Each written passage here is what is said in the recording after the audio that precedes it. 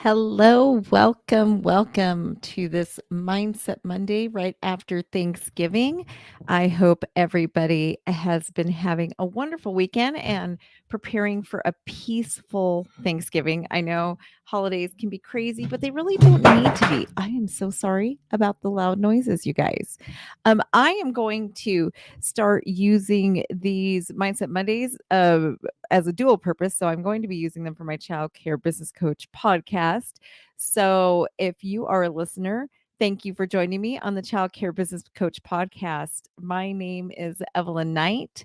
I am the founder and CEO of Child Care Business Professionals, which is in the world to help owners and directors learn how to navigate the business of childcare while helping protect your mind, giving you the sanity to do it, and showing you the business practices so that we can have successful businesses that we stay sane in.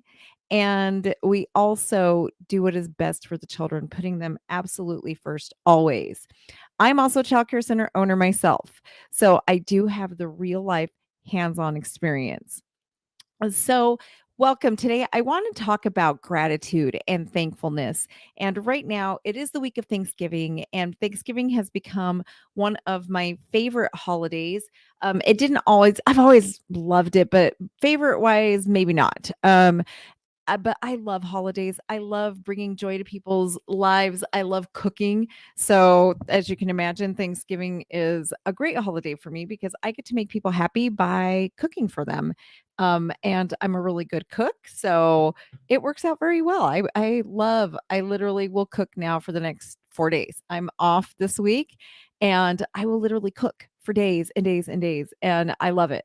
Absolutely love seeing the joy I bring to people through what I can give back during this period. I'm sorry, I forgot to turn my phone off, and that is my amazing son calling me there. Um, Always, and he will call back again. He does every time. So he doesn't think mom gets to the phone. But I am so thankful to have a son that just the relationship between the two of us is so great. It really fills my heart with warmth and gratitude. And that's really what I'm talking about today is changing your perspective. Finding my thankful heart and becoming a person of gratitude is literally how I changed my life. It is how I went from having a victim mentality to being a victor. When I transitioned from having a victim mentality to being a victor, what happened was I started to actually change my entire worldview. All of us see the world through the lens that we live life in, right? Our worldviews are based on our experiences, it's what we see. And in order to really see change, sometimes we have to change our worldview. We have to change how we interpret life, literally, how we interpret life. Before, I used to think that life happened to me. I thought I would look around and think like, gosh, why is this always so bad? Why do bad things always happen to me? Right? Um, I've told the story, but it's very powerful. So I'm going to tell it again. If you know me, I am a dog person. I adore my dogs so much. And I went to visit my son when he was in college. He was up in Oregon. It was about a 9-hour drive, but I got to fly to see him. And I flew into Portland. I was so excited. And I got to spend 4 days with my baby. He had decided to relocate there over the summer. So I wasn't going to get to see him that summer. And I'd only seen him briefly during holidays when he came down to be with us. So I was really happy. The part of Oregon he was in is absolutely gorgeous. I It fills my heart because I got to hike a lot. I like all the things I love, and I got that alone time with my boy after he moved away to go to college. So I spent 4 perfect days. They were awesome, and I was so happy. I was so happy in that moment. When I was literally driving to the airport, he was dropping me off. I got a phone call. And my little dog that I adore still to this day, and this has been years, you guys, I found out that another big dog had broken into my backyard and attacked him, and he died. And I was heartbroken. I loved this dog. He was my baby. It absolutely crushed me. And I literally thought that I actually had a lot of guilt because I thought he had to die because I was happy. I thought here I was, I had 4 happy days, and now I'm being punished for having 4 days of my life where I actually experienced just pure happiness. So I thought my dog died as a punishment because I was happy for 4 days. I thought this is what happened. And what ended up happening to me in this case was I started to become terrified of feeling joy and happiness. And I already had this mindset. This mindset was already in me, right?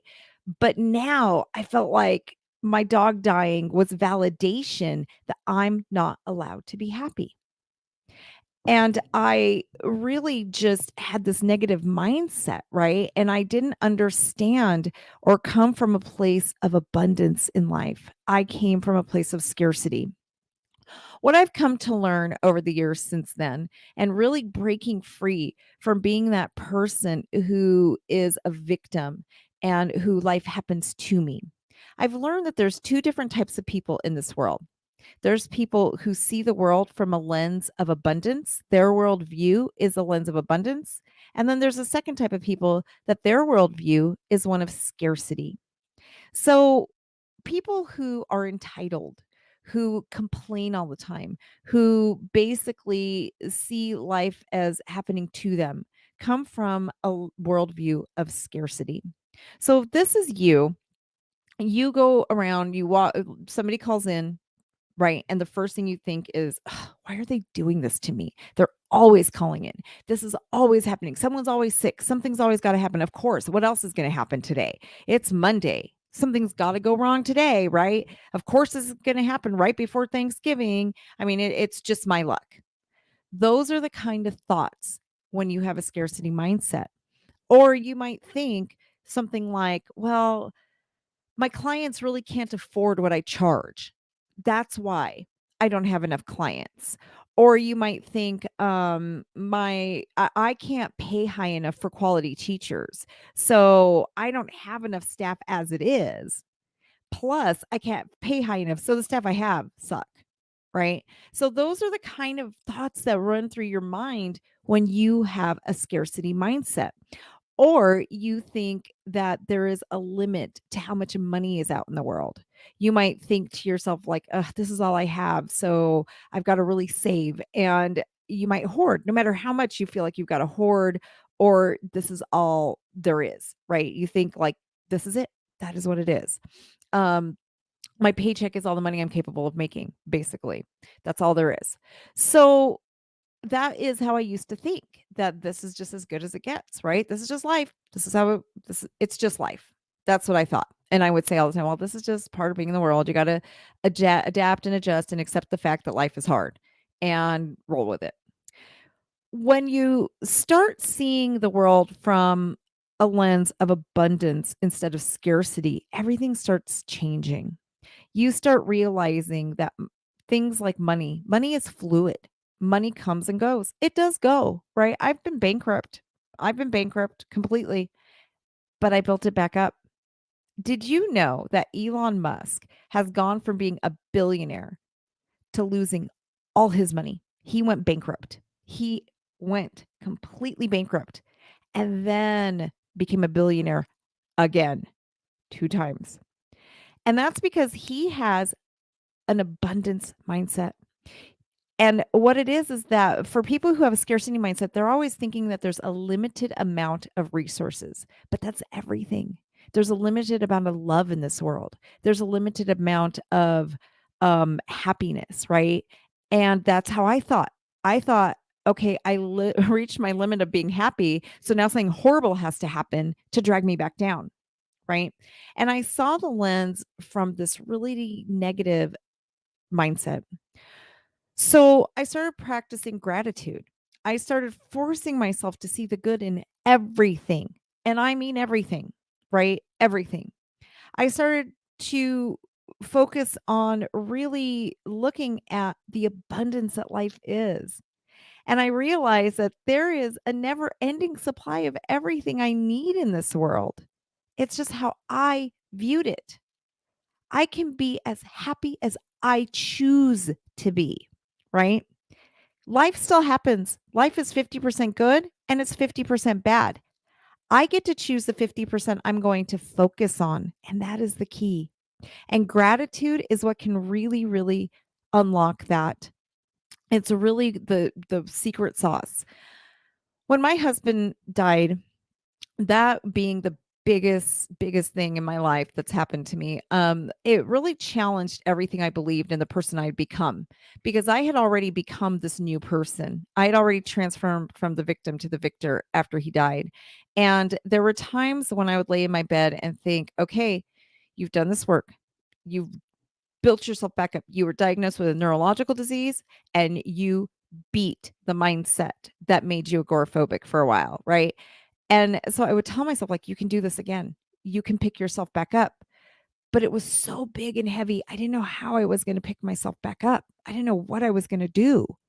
So I started to really force myself to be grateful and to find reasons. And I would wake up in the morning and think to myself, like, what is there to be grateful for? The entire life I thought I was going to live is gone. The future that we had planned is gone. Everything I thought my life was going to be is gone. What am I supposed to be happy about? Like, my entire life that we had hoped and dreamed and planned for is gone. What is there to be happy about? So I started to really focus on what is there. I asked myself seriously, okay, let's go there. What is there to be happy about? Look at my children. I have two amazing young men that I've never ever really had major struggles with. Never had to worry about them using drugs. I've never had to worry about any major medical issues. I've never had to worry about so many of those heavy things that so many parents have to worry about. I, they're smart. They have compassion and love. We have a great relationship. That alone is worth being thankful for. I have a beautiful home that I live in. I have a wonderful life. Financially, I'm secure. I'm intelligent. God has given me so much to be thankful for. So I've told you guys about this, but it's something I really want to remind you of as we're entering into Thanksgiving. And was the biggest transformation of my life when I really learned the power of gratitude.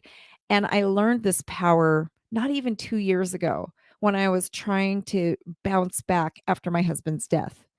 And what I did was I woke up every morning before I even got out of bed. When I was laying in bed and I woke up and I didn't want to face my days, I forced myself at the time to come up with 5 things that I have to be grateful for today. And one of the rules I gave myself was that I am not allowed to repeat the same thing twice.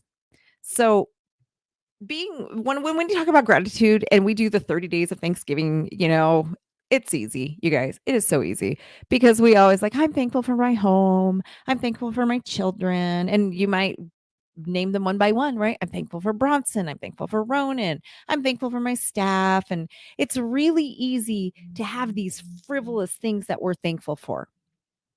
So what I did was I took it a step further and I thought there's got to be 5 a day and I'm not allowed to repeat the same thing. Okay? Because let me tell you, after 30 days, it gets hard. It gets really hard. I mean, after 10 days, think about it. If you're doing 5 things a day, after 10 days, you're on your 51st thing, right? 20 days, it gets harder and harder to find things. But then there's this magic that happens and it actually gets easier. And what happens is you start seeing gratitude in everything all day long. So I found myself when I realized that this was happening, I was actually taking a shower and I thought, oh, I am so thankful and grateful that I get a hot shower. Think of how many people in this world don't get to feel the heat of hot water running over their body, right? As Americans, we take this for granted. like you wouldn't believe. Do you realize that 2/3 of the Earth's population does not get to take hot showers? Do you realize if you have a ceiling fan in your home, you are richer than 2/3 of the entire Earth's population? Do you realize if you have a microwave inside your house, you're richer than 2/3 of the Earth's population? Yet we feel so sorry for ourselves, right? We focus so much on, "Ugh, look at what they have. My car stalled this morning. I needed a jump. My life sucks." You're so lucky to have a car. You're so lucky to get to sleep on a mattress. I really just changed my entire life's perspective during that period because I would just look at things and like I'm here at my office, I get to look outside this window. And I remember one day I was looking outside my window and I looked at the trees and I thought, "Oh, I'm so thankful I have trees in my backyard." How many people don't get to look out a window at trees? How many people don't get to work from their home office, right?